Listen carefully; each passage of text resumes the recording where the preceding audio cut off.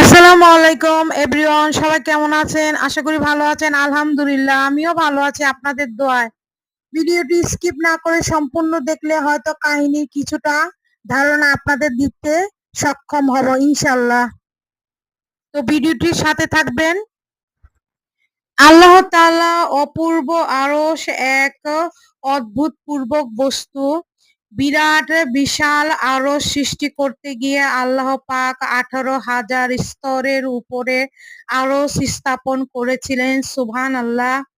তার এক স্তর হতে অন্য স্তরের দূরত্ব 700 বছর পথ ছিল। স্তরগুলো 7 তবক জমিন ও আসমানের ভিতর পুঁতে দেওয়া হলো এবং স্তরসমূহের উপরে আরশের মুআল্লাকে স্থাপন করা হলো। সুবহানাল্লাহ।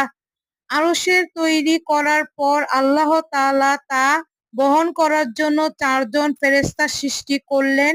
সুবহানাল্লাহ। তাদের 4 জনকে 4টি ভিন্ন ভিন্নতে আকৃতি দিলেন। যেমন একজনের আকৃতি মানুষের মতো ছিল, দ্বিতীয় জনের আকৃতি বাঘের মতো ছিল, তৃতীয় জনের আকৃতি শকুনের মতো ছিল এবং চতুর্থ জনের আকৃতি হয়েছিল একটি গাভীর মতো। এই ফেরেশতাদের আকৃতি অতুলনীয়। এদের পা এমন দীর্ঘ যে 7 তবক আসমান জমিনের নিচে গিয়ে পৌঁছতে পারত তারা। আর তারা এমন বিরাট ছিল যে ওই ফেরেশতাদের একটি কদমে তারা অন্তত 7,000 বছরের রাস্তা অতিক্রম করতে পারতেন। সুবহানাল্লাহ। ফেরেশতাদের 4 জনকে আল্লাহ তাআলা আদেশ করেন, তোমরা আরশকে তুলে নাও। তদুপরি তারা আরশকে তুলতে উদ্যোগ করলেন। প্রত্যেকেই সর্বশক্তি নিয়োগ করে আরশকে উঠাবার চেষ্টা করলেন, কিন্তু উঠাতে